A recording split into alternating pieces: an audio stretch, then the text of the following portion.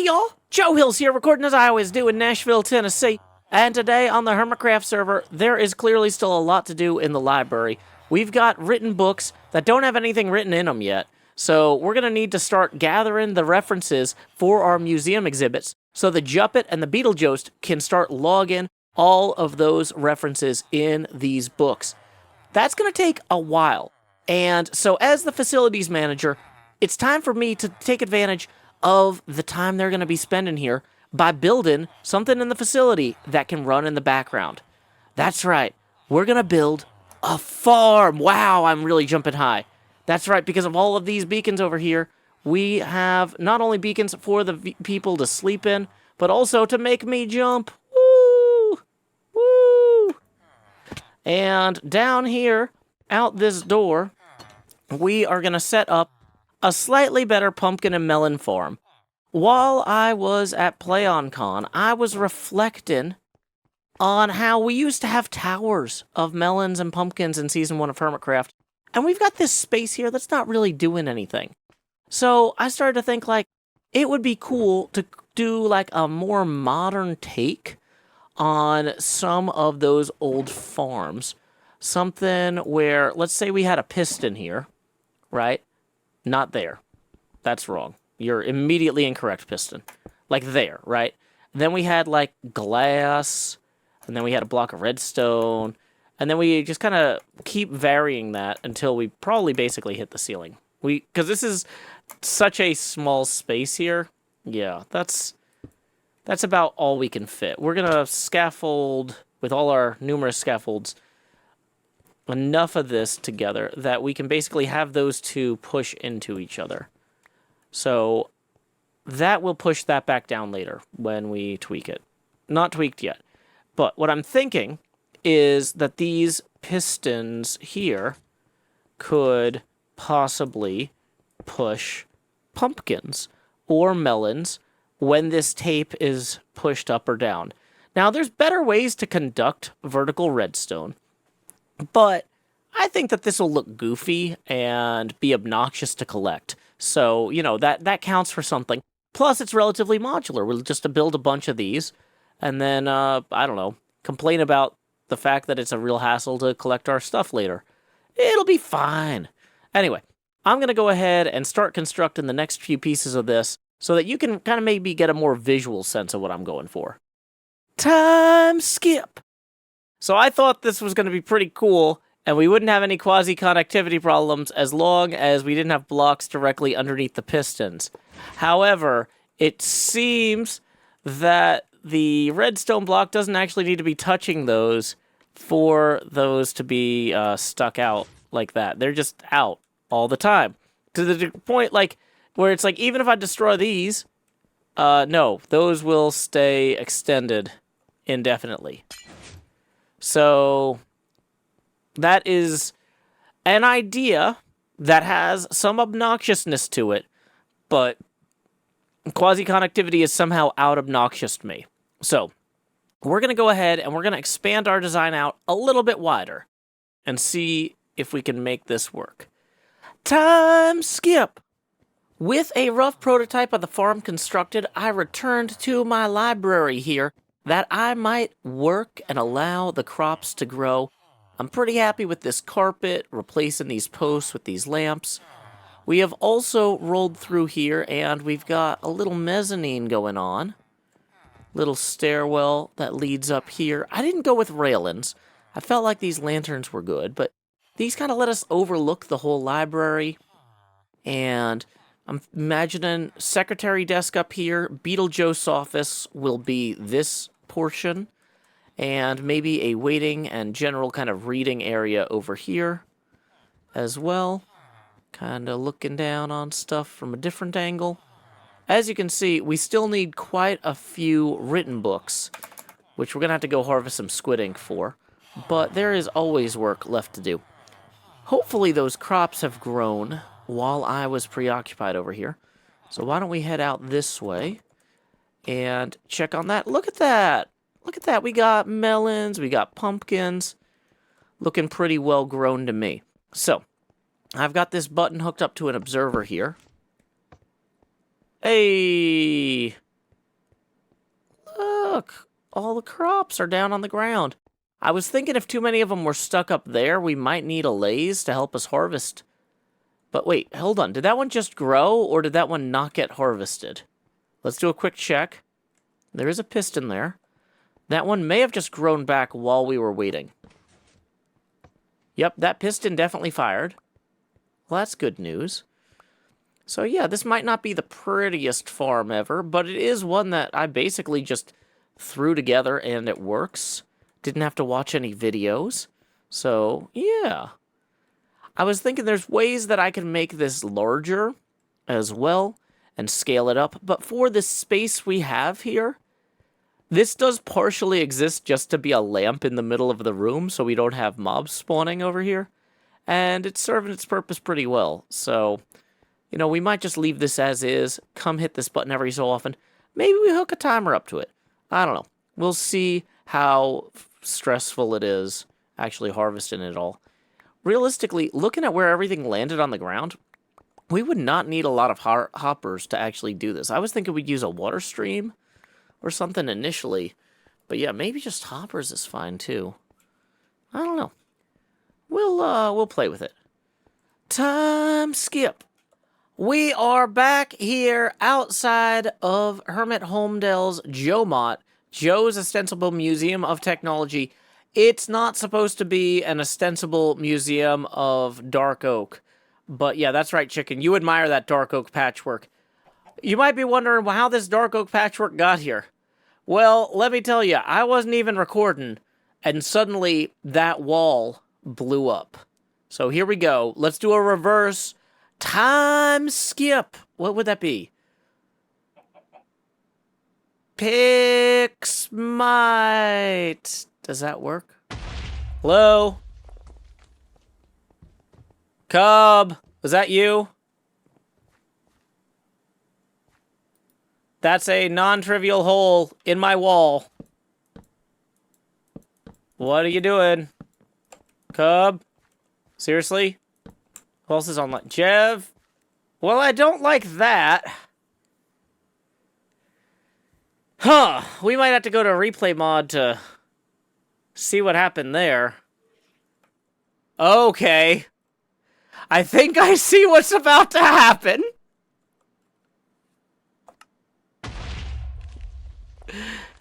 Yep, so that was it. Iron Golem. Making trubs. Once more with night vision. There, we've got that guy. He's just doing nothing. He's got no problems, no cares in the world. Then that guy spawns. He gets twanged at by him. He's going all over the place here. So, how does the creeper get hit? He's just in the way. He's just in the way. And that's it. Boom. This guy's taking a rough beating. And it's only one more hit before he is down. That's all she wrote. Having witnessed the past, we are back in the present. We are going to now patch this up because I can't leave this wall like this. This is unacceptable, okay? So, here we go. You know, you work so hard. Oh, I didn't realize that these guys were all going to run out of there as soon as I... Yeah, we're going to have to be smart about how we repair this wall. Because I did not factor in that those farmers might flee out the back door here as soon as we began repairing that. Luckily, none of them did. Yay! And now we can just place some of this dirt here. Okay, I do feel a little bit bad for accusing Cub of blowing up our wall. To be fair, though, I never accused him of intentionally blowing up the wall. I merely suspected him of accidentally blowing up the wall because, you know, he's been doing weird stuff with explosives lately. I've seen some crazy death messages. The idea that he might have accidentally, you know, queued up a bunch of gas balls somewhere along a chunk border or something that then strayed into my wall. Not entirely unfounded, okay? I was going to apologize to Cub. However, by the time I got back online, he was already logged off. So, yeah, I don't know if he ran off to go check his replay mod and do his own investigation. Maybe he thought he was guilty. But no, we've successfully proven it was the Iron Golem and the Creeper. So, what else do we have to prove? Okay. Well, I've got some dark oak logs to make some fancy furniture for the Beetlejhost office, which is going to go up there later. Now, another thing that I had thought about trying to do this episode was I destroyed the book beacon. And I put all the books from the book beacon into here. And I figured, you know what? I'm going to find a place to put all of these in these shelves. I'm going to label them all, like efficiency, that sort of thing. But at the end of the day, this isn't really a facilities job, you know? I'm here in my fleshbound form, this guy, to do facilities work. This, putting these books away, that's library work. That's Beetlejost work. So here's what I'm going to do. I'm going to use cocoa beans to dye all these boxes so they look like they're made of cardboard. That's how they say cardboard in other places. Cardboard. It's more fun. It's more fun to say cardboard than cardboard. But, oh boy, this is actually already going poorly because I didn't make a bunch of dyes with this first. And now these books are just despawning in their chunks, in their boxes. It's fine. It's fine. We're just gonna do it all live. So anyway, I figure we'll go ahead and dye these boxes so they look like cardboard, because it's more fun to say than cardboard. And, I don't know, we'll throw the rest of this on the ground. Leaves go on the ground. There we go. And then we'll take all these boxes up to the Beetlejhost office, and then hopefully he'll deal with this later. Not a Joe problem, is how I'm approaching this. Time skip! It's a new day in the library, and you may notice that this area down here is a little bit more compact. I have added a wall closer to the beds here that will stop the librarians from getting trapped beneath all of the workstations over here. So now, when they wake up, they climb those stairs and they actually go to these places instead of standing underneath them in the basement. It doesn't add too much visually to the build if all of these people are standing in the basement down there. So, that is already a huge improvement. I've been making a few other improvements. You know, we had that whole melon farm area, which I need to eat so I can get to in a timely manner. Nom nom nom nom nom, chicken! Woo! Uh-oh. Didn't hit him. Great. Great, great, great. Okay. That melon farm, I've started working on an automatic collection system, and I didn't want to do that quite yet. One thing I wanted to show y'all is Vanilla Tweaks has a surprised face observer. Check this out. Nice little surprise face. That's super cute. So, as you can see, the stuff that fell not on this section went into the hoppers, which will then go into chests, which is fantastic. This section we haven't done anything with yet because I need to break that after breaking this. But I did want to show that little observer fella there. Here's what I'm thinking, is if we have the observer observe something, that's not how we want to do it. If we have the observer observe something that changes at least once or twice a day, then that might be all we need here. So if we put an eye blossom right here, whoops, we're going to leave that. And then face the observer toward the eye blossom. I think, in theory, when night falls, that should act as a daylight sensor even without access to a roof. I have not confirmed or tested this. So, we might just hang out here for a moment and wait for the dusk. Ooh. Ah. Okay, so it's dark outside. It's getting dark. But the eye blossom is not opening. Now, I'm not sure if that's because it's not open to the sky or if it's a staggered thing. Maybe it happens at midnight. We can see the in-game time with the help of that overlay there. Here's zombies. I hear that specific zombie. Hey, now I've got to get in the water.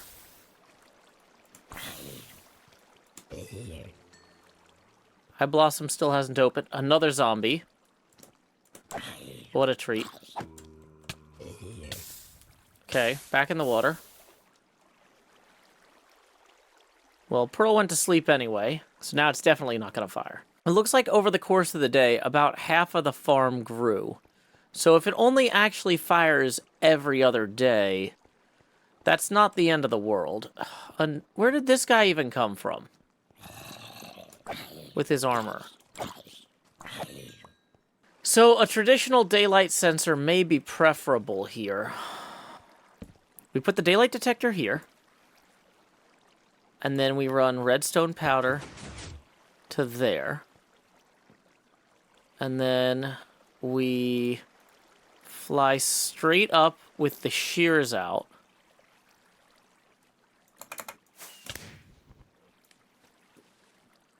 That almost worked. So we'll ultimately want to put black glass in there. But for right now, we can just put in normal glass. And then we'll find out if that actually triggers. So checking our harvest so far, we've got a few scaffolds, some melons, a couple pumpkins over on this side. And over here, we have some glass, some melons, some andesite. Don't worry.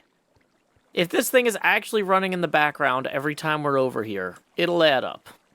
So the daylight sensor is firing about every 30 seconds while the daylight level is changing. So in the peak of the day, it stays steady and doesn't fire repeatedly. Now, at the nadir of the day, the night, when the moon is high, daylight level isn't changing. But the eye blossom might open halfway through the night and trigger another collection there.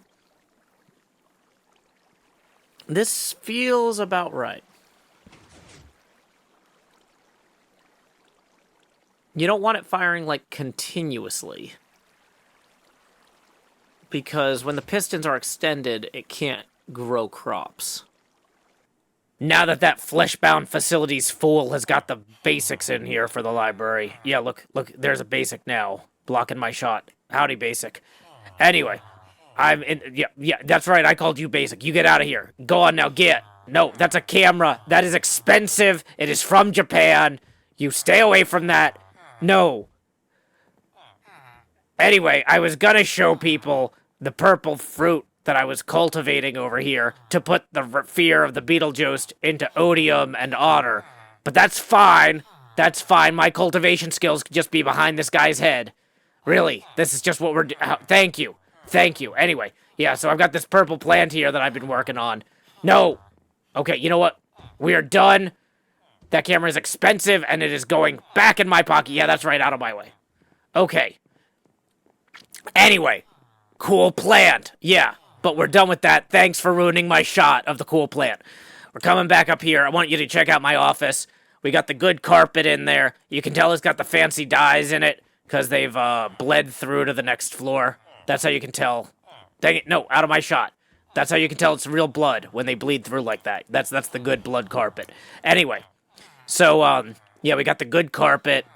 We got some plants here. People love plants. We're going to get a proper secretary desk so somebody can tell people, leave me alone. Got a couple chairs for meetings, you know, pretty standard desk stuff. Soup dispenser for stew, you know, if people are not telling me what I want to hear, or they are, and I want mushroom stew, I got the option anytime. What if I want a second one? Once again, these are not for sharing with those fools over there, but whatever. Anyway, we're going to reload that so we have that for later. Let's see, we got a wet bar with a dead fish, as is culturally appropriate for this climate. What else we got here? Oh, yeah. Yeah, every book that was ever enchanted in this area has somehow ended up in my little balcony. I have to figure out something to do with that. But more importantly, we need to figure out where we're going to put all of the actual information books. And, yeah, I don't know if you can tell, but there's a lot of these little lecterns here. And trying to tell people how to find a particular lectern is going to be a nightmare. What I was kind of thinking is maybe we'll put in some sort of help desk right at the entrance. Maybe turn this little workstation into a greeting kiosk. And, like, maybe this book would say, like, you know, for information about the site's architecture, consult lectern A1. But then, here's the question. How do people know which one's lectern A1, right? Because, oops, all lecterns. So here's what I'm thinking, is we need to put in numbers along this wall. Between 1 and, like, 7, right? So this would be, like, A1. And this would be, like, B1. And this would be, like, C1. This over here would be, like, B2. This would be A2. This would be C2 and D2 and E2. This one doesn't even have a book and quill on it. I feel betrayed. E2 lectern. Okay, that's fine. That's fine. We're moving on. So anyway, we could put our architectural information in one of the A1 lecterns. Maybe it needs to be like A1A, where we would have our information about Beachfront Avenue. A1B, where we have information about Hermit Homedale. That sort of thing. We're going to have to work out a whole system. But in order for these lecterns to be identifiable, we need to get those numbers up on the wall. So here's what I'm thinking. Oak stairs, pale oak planks, that sort of thing. Let's get properly dressed for some actual scaling of things. So, like, a 1 might look like this. If we, you know, actually properly built it. You just kind of pop that in there like so. Boop, boop. Maybe we go 4 up and we put a stair there. That's wrong. You know, I never said I was right about everything all the time. I implied it heavily, and you'd be a fool to ignore that implication. But anyway, boom. Now we have a 1. And then over here, we can put a 2. Now you might say, Beetlejost, is a 2 gonna look good if you make it out of dumb planks? Like, maybe that's a bad way to make the numeral 2. And to you, I say, you know what, I'm not here to make friends. I'm here to make the number 2. And so that's what we're going to do. We are going to make the number 2 hug this wall like it has learned a lot and is growing. Boom, there is a number 2. Now, contextually, you can figure that out as a number 2, and it'll be even more obvious when we have a number 3 over here. Because that's what we're doing. We're making really obvious numbers. Okay, so, I don't know, like, let's maybe put that one in like that. And that one in like, oh boy, that's too high. We've got all these jumping abilities, and then we're not using them. What a waste. What a waste of time and taxpayers' money, they'll say. But anyway, okay, so we've got, is that even what a 3 looks like? Not yet. Not yet it doesn't, but give me a minute. Arguably a 3. Could be better? Yes. Is it gonna be better? No. Not at all, wow. No. But you know what? We're doing it. We're doing it live. Full send, like our pal Impulse always says. Send it. That's arguably a 4. Well, and that number 5 is perfect in every way, and nobody can ever fault it for anything. Nobody's gonna look at these and not realize that these are numbers, okay? These are representatives of numerological information. These are integers that are integral to your understanding of our library system. So here we go, 1, 2, 3, 4, 5, 6. Boom. That's a numerological system for presenting books. And if you're like, hey, do you even take pride in your work? Yes. Here's a cat now. He's from a pride known as the Lion King. Which is why we couldn't get the rights to him, and he's gone. Bye. Well, folks, as viewed from our cultivation platform here, those are indeed the first 6 numbers of the human number system. So, I mean, that's fine. Now we get to do all the letters. So, here we go. Let's do the time warp again. Having slapped all those letters up on the wall, you might think, what was the point of it all? Well, here we go. Library index by row. You know, we got 6 rows. For your first row, we'll do the eastern wing of the museum, the electromagnetic spectrum, and the space exhibits. Second row, we can do the Jomot electronics. Hey, that's my stuff. It'll be good stuff. Third row, that one's a little bit sparser, but we'll put in the Hermit Homedale landscape and architecture stuff. Fourth row, shopping district builds. I'm sure some of you guys want to learn more about, the inspiration for the F-tier books and legal representation shop. Hey, that's from a show called The Grinder. Maybe we need information about that. Where can you find that show? Who wrote it? I don't know. Maybe that needs to go in a book. 5, the games district. There's going to be some stuff in the games district to reference, like the TCG and whatnot. And then row 6 is reserved. Although it'll probably be end up being like extra metadata. Don't get me started about the extra metadata. I spent a bunch of time, like way too much time. Look at me, look at me, look at me. Way too much time looking at different competing citation styles, and I did not pick one. Here's what I'm going to show you. Here, come this way, come this way. Over this way. If we go to 1A1, we will find the sub-index for the east wing of the museum. The electromagnetic and space stuff. So from here, you can see that we're going to have, like, the overview, radio, microwave, infrared. JWST is in 1D2. Hey, why don't we head to 1D2 and learn about the JWST exhibit? Oh, wow, there's some things from the people that made it. That's just, fancy and great, except it's not really that fancy. It's not really that formal. There are proper ways to cite sources, and these are not they.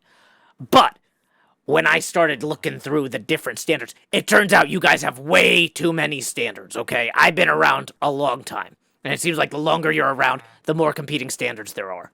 Yes, that's right. You should run. They're terrifying. Chicago style, APA style, MLA style. I got a copy of the Yahoo Style Guide, and unfortunately that doesn't have a citation method. That was what I was gonna use. I was just like, hey, folks have been writing this book since 1995. Must be super useful for the modern web. It doesn't contain a citation style guide. So yeah, thank you very much to, let's see here, Chris Barr and the senior editors of Yahoo. Even though I didn't end up using that, I am still going to have to end up citing that in the reserved section once we get our metatextual stuff all in there. We'll do that later. It's all coming together. We are making progress, so now that we have a place to write down where our inspiration comes from, we can go and apply that inspiration to builds. There is so much left to do in this museum, and I'm going to turn it over to the Juppet real quick to show you a little bit of what's going to be going on over there in the next episode. That's right! It's me, the Juppet, and I'm going to show you what's going on in the eastern wing of the museum. Come on over! Woo! As y'all have already seen, our JWST is well underway over there, but this area here is going to be the home of our new Visible Light exhibit. We're going to kick that off next episode, now that we have a place to actually properly write all that stuff down. Woo! But before you go, I think there's one thing I need to do, and that's hand it back to Fleshbound Joe. It is such a relief to be able to hand off work to the Juppet and the Beetlejost with the scale of this project. I was working on those atrium roofs, and whew, I'm exhausted. But one thing that didn't tire me out was any mid-roll ads. We had none, thanks to Champagne Jane. In lieu of that mid-roll ad, I will now present a haiku of my own devising. Letters on the wall. You know, A, B, C, D, E. They're okay for now. Until next time, y'all, this is Joe Hills from Nashville, Tennessee. Keep adventuring.